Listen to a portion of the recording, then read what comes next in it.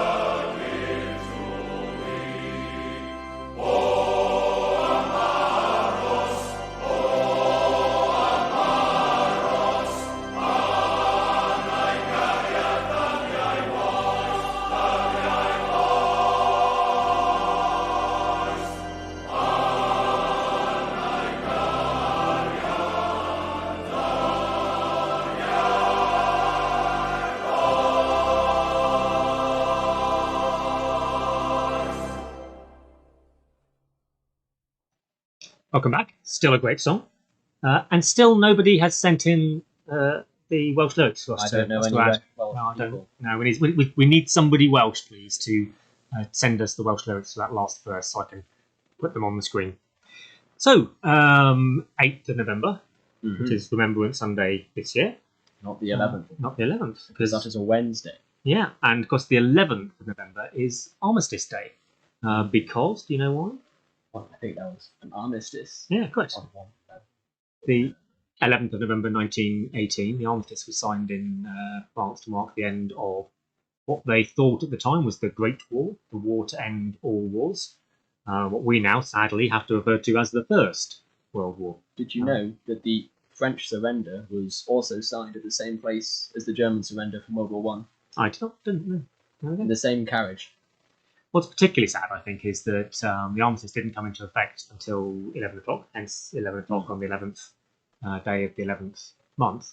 And year. more than 2,500 soldiers died on the day the armistice was signed before it came into effect. Very tragic. Yeah, you really think they thought, you know what, a few hours' time we're going to officially stop, should we just can it? I think that really is, all war it's sad, but that just seems to me especially sad. So yeah, the first Remembrance of the Dead formal ceremony was on the 11th of November 1919, obviously, a year later, the first time that they marked it, the first national 2-minute silence, and as well as the King hosting an event in London. There was events held in towns and villages as there are today, or would be if these were more normal times. Now, during the Second World War, that's when they first moved it, because they kept marking the day even during the war. That's when they first moved it from always being on the 11th to being on the Sunday before, because obviously the 11th doesn't always fall on a Sunday. And they did that because they didn't want to interfere with production of essential war material. So they thought, well, Sunday's a church day anyway, it's a day of rest anyway. So let's have the important ceremony to remember the fallen. I imagine for those Sunday. 5 years, they must have been doing that. Yeah, exactly. But yeah, particularly important. And it was on the end of the Second World War that the then Archbishop of Westminster said, well, this kind of works. Why don't we formalise this and say that the second Sunday in November will be Remembrance Sunday. We'll put that in the church calendar. I never realised it was the second. I was just thought it was the closest. Yeah, I thought it was until I looked into this chat today, and it's the second Sunday. So there we go, and that was because of the Archbishop, which obviously, so we now always have the Remembrance Sunday on the Sunday, so as many people as possible have the time to reflect and remember. But then Armistice Day is still the 11th, when there's a normally separate ceremony. So that was World War One, World War Two, and now of course it's today when we think about the fallen from all, which of course for us now sadly includes more than just those two, the Falklands, obviously, Iraq and Afghanistan. Iraq again, too much war, frankly. For me personally, it's always those recent two, Iraq and Afghanistan. Iraq to an extent, I saw some remarkable acts of bravery in Iraq, but for me, it's always Afghanistan because there's few things more powerful than watching the coffins of fallen comrades being carried to an aeroplane to fly home to their families. It's I guess every time. It's such a privilege and honour to be there to honour them as they make their final journey home. But that's still this day is still really important to me, and the ceremony, the last post, the 2-minute silence, is for me always very emotional for that reason. And in fact, it's in the Bible. Jesus in John, Jesus tells us, "Greater love has no one than this, to lay down one's life for one's friends." So it is, it's a recognised ultimate sacrifice. So before we read the Bible, should we have another song just to put us in the right kind of frame of mind? That reading you just did reminds me very much of the classic Latin phrase, "Dulce decorum est pro patri mori." Well, that's I can't remember where it's from. Is that if you desire peace, prepare for war? No, that's it is sweet and noble to die for one country. Okay, quite similar. Yeah, it's quite similar. Yeah, absolutely. I think it's long been recognised. We often refer to it as the ultimate sacrifice. There is no greater gift that any man can give. So should we take a moment to sing "Abide with Me," which I think is a beautiful, prayerful song, which will put us in the right frame of mind to then read from the Bible and talk a bit more about this important day. Yes. So can we have "Abide with Me," Alan, please? Ow.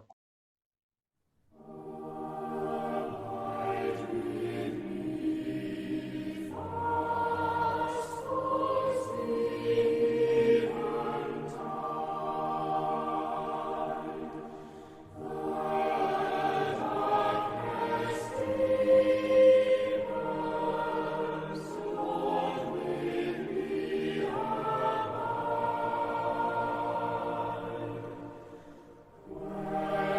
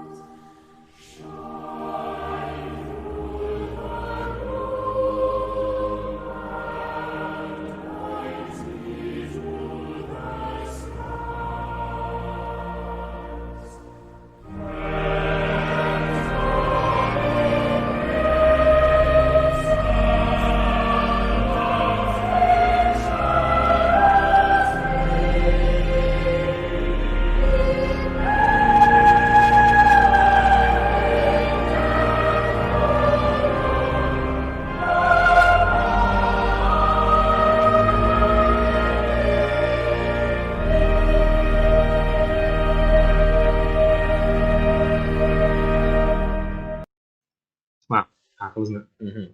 Alec, could you read for us from Isaiah? I can. Isaiah 40, 27 to 31. Why do you complain, Jacob? Why do you say, Israel, my way is hidden from the Lord, my cause is disregarded by my God? Do you not know? Have you not heard? The Lord is the everlasting God, the creator of the ends of the earth. He will not grow tired or weary, and his understanding no one can fathom. He gives strength to the weary, and increases the power of the weak. Even youths grow tired and weary, and young men stumble and fall. But those who hope in the Lord will renew their strength. They will soar on wings like eagles. They will run and not grow weary. They will walk and not be faint. Thank you, Alan. Really nice. I just follow that a minute. It's that last bit which I just think really fits today. They will soar on wings like eagles. They will run and not grow weary. They will walk and not be faint. I think that really, for me, just is what today's about in many ways. Now, I know for lots of people, today is Poppy Day. They don't necessarily have a direct link to remembrance. And that's fine, by the way. And poppy can be many things to many people. It's a symbol of the Royal British Legion. It's about collecting for that wonderful charity that supports people who suffered and indeed lost loved ones in the war. It's a chance to make sure we don't forget those who fought and died for us. It's a sign of hope.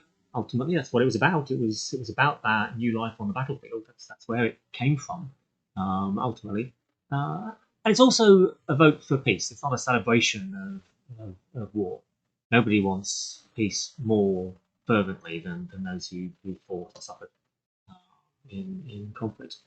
But if and that last bit I think is really important. So if remembrance of fallen soldiers is something you struggle with, don't find you can associate with, then think about the day as being a day when we all hope for peace. We hope that we have seen the last war, the final, or the war to end all.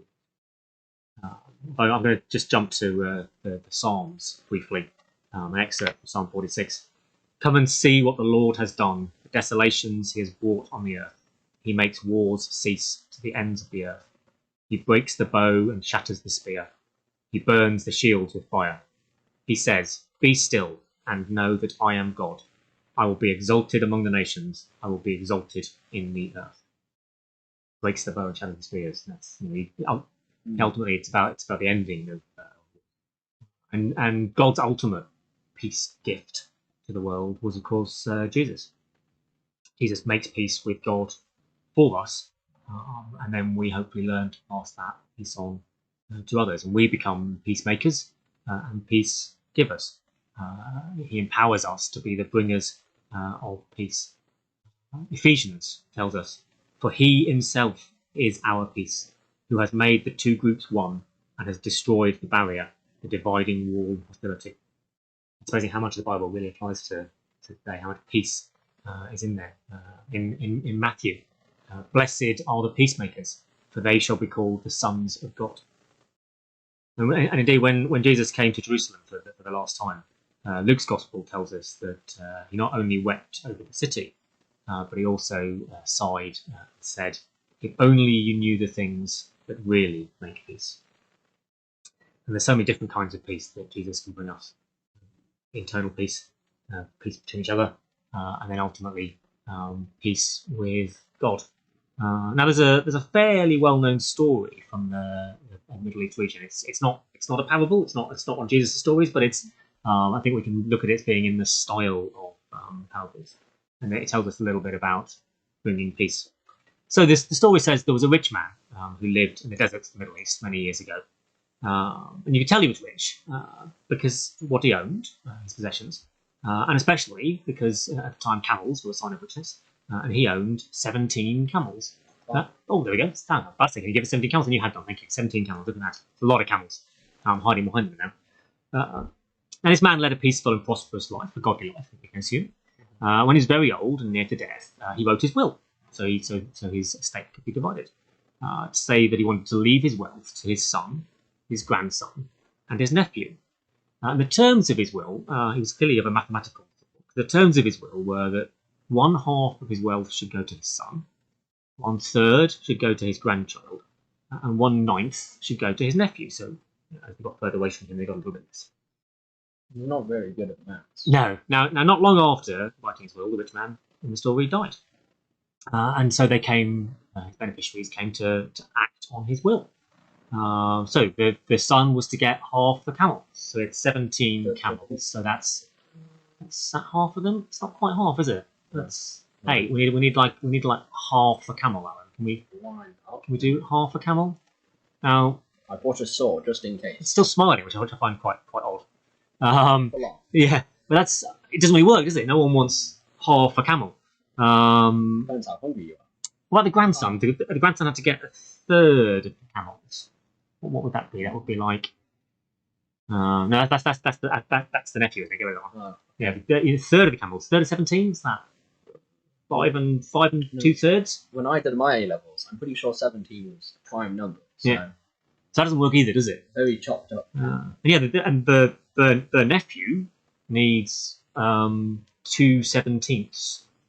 So that's like 1.8 camels, I think. You show me 0.8 of the camel. Ow. Let's see again. That's not going to work, is it? So not surprisingly, when it came to dividing up the rich man's goods, the son, the grandson, and the nephew quickly became frustrated and angry. You get rid of the gruesome looking camera, thank you. Quickly became frustrated and angry, and they fought and they quarrelled, and they prepared to fight, because that's what often happens when people can't resolve an argument. And they began stockpiling their weapons and preparing to fight for what they thought was theirs. Now, nearby lived a very poor man. You could tell he was poor because he only had 1 camel. Can we have the extra camel? There we go. This is a much nicer, friendly looking camel as well. He only had 1 camel. The way he stays. But he was a good and godly man. And although he was poor, he wanted to help.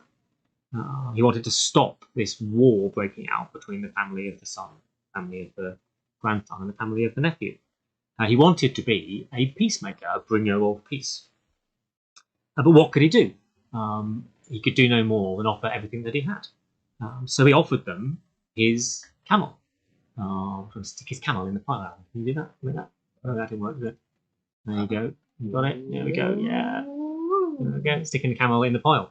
A huge sacrifice. That was his worldly possession. That was the only thing he owned. But it meant that they now had 18 camels. So the son gets half of 18. That's 9, isn't it? That works out, doesn't it? Yeah. That works. So he gets 9 camels. Make that work? Can you move 9 camels? Oh, 9 there. Perfect. 9 on the Thank you. left, Okay, yeah. He gets 9 camels. What did the grandson get? He got 1/3. 1/3 of 18? He should get 6 camels. Is that right? Yeah. Yes. Well, that works. That one works as well. 3, 4, 5, 6. Okay. 3, 4, 5, 6. Okay, cool.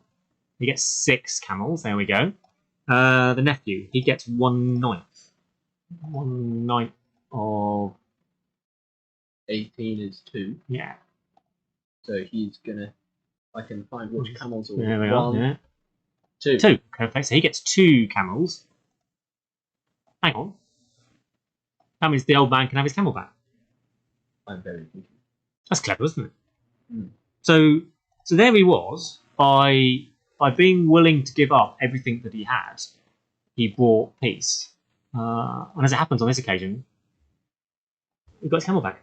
The camel will leave. It's clever, isn't it? There we go.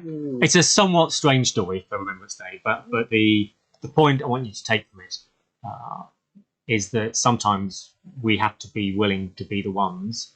We have to be willing to be the ones who are prepared to step forward, sometimes into a conflict that's not ours, or conflict that we think we can't influence. We have to be able to step forwards, offer all that we are and all that we have, and by doing that, seek to bring peace amongst the warring parties. And we do that in God's name. So I think what I'd like now, Alan, is make me a channel of your peace. I think it's the perfect song right now. One that I had prepared.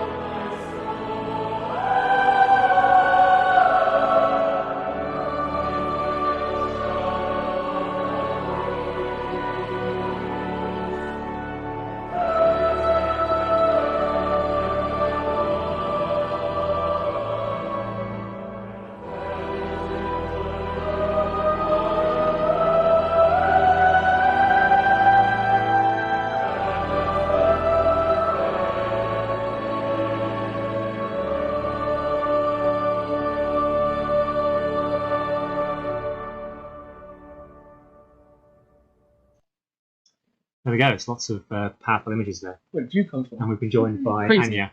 So what I propose to do now is I'm going to ask Anya to read a poem, and then we'll introduce the 2 minutes of silence with the last post. We'll share 2 minutes of silence, chance to reflect, to pray, to remember, to offer thanks. We'll do reveille, and then we'll come back to you at the end of that. So I'll leave some images on the screen while we also observe the 2 minutes silence. So Anya, over to you. For the Fallen by Lawrence Bingley. With proud thanksgiving, a mother for her children, England mourned for her dead prosperously. Flesh of her flesh they were, spirit of her spirit, fallen in the course of spring. Solemn the drums thrill, death august and royal, King's sorrow of you do mortal spirits. There is music in the midst of desolation, and a glory that shines upon our tents.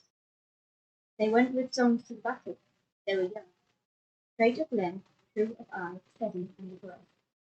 They were staunch to the end against odds and chances. They fell with their faces to the death. They shall not grow old, as we that are left grow old. Age shall not weary them, nor the years from them. At the going down of the sun, and in the morning, we will remember them. We will remember them.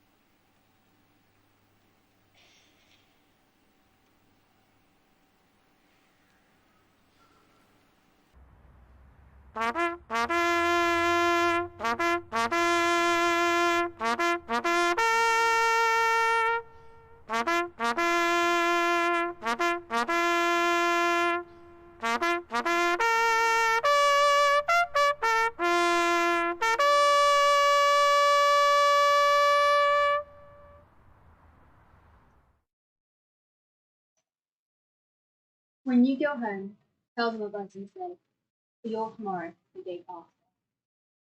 Thank you, Anya. I think there's really only one hymn we can follow up with now. And when you come back to us, we'll do our usual craft, albeit something probably related. Alex, we have Down to Thee, My Country.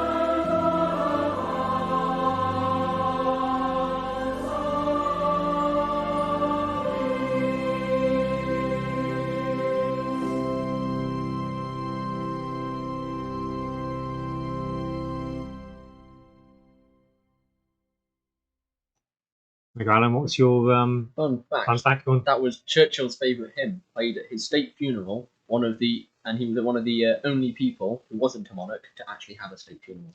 Right, and you can see why it's really powerful hymn, isn't it? Shall we lighten the mood a little bit and do a craft? Was it lightening the mood? Yeah. So what I thought we'd do is we'd make some poppies. We can do big poppies. Is that 11 o'clock? Yeah.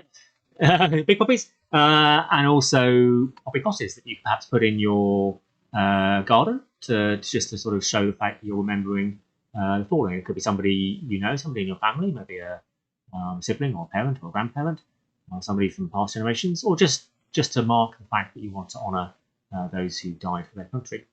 So I'll do this one first because they're sort of linked. So, 12. Again? Yeah. So we need 2 squares of red card to say start.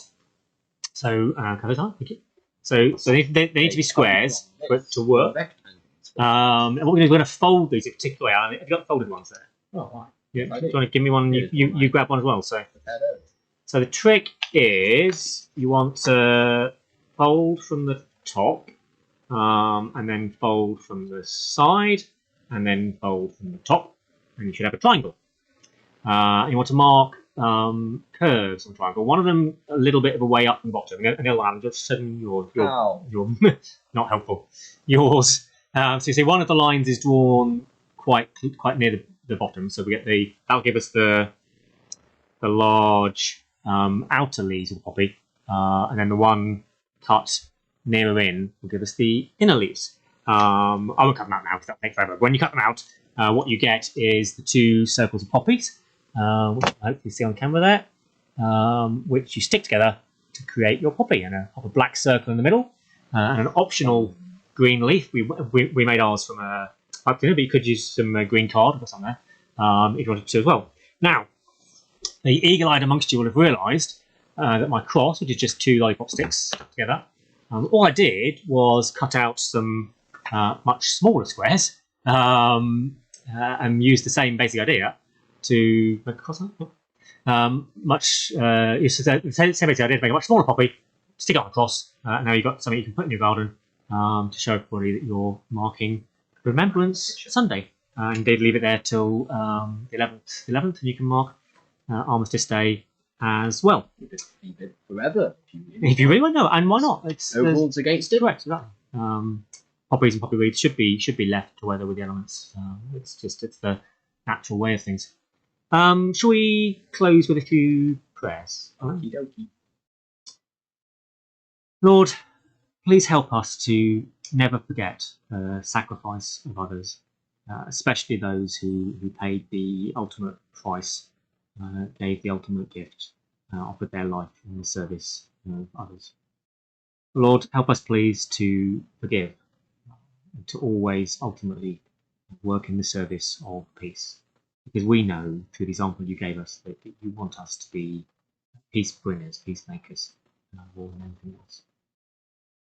Lord, as always, extend our prayers to those who are continuing to sacrifice in the service of this country, our health service workers and so many other key and critical workers who are keeping this country moving, allowing us all to eat and stay healthy and happy as we can. Lord, they are those sacrificing for their country today, and we just ask you to be with them, to give them strength. And Lord, just extend that to all the people who are witnessing this time of remembrance and reflection. Just help them to find their own role in this day, to offer their own thoughts, their own prayers to those they wish to remember. And Lord, please just help us all to recognise those who are struggling at the moment, mentally or physically, and reach out and offer of ourselves to help. And ultimately, Lord, just ask you to be with anybody affected in any way this difficult time. We bring these prayers to you in your Son's name, our Lord Jesus Christ. Shall we have the Lord's Prayer, our usual closing remarks? Let's say the words together. Our Father, who art in heaven, hallowed be thy name. Thy kingdom come, thy will be done, on earth as it is in heaven. Give us this day our daily bread, and forgive us our trespasses, as we forgive those who trespass against us. And lead us not into temptation, but deliver us from evil. For thine is the kingdom, the power, and the glory, forever and ever. Amen. We'll bid you all farewell. Please tune in again next week. Well, I always say this, but it probably is Simon and Anne this time. I got it wrong last time because it was actually Dee following us. I won't pretend to know. Which means it must be Simon and Anne coming up. I hope you all found something in today's service to help you reflect and remember on this most important day. We'll see you all again soon.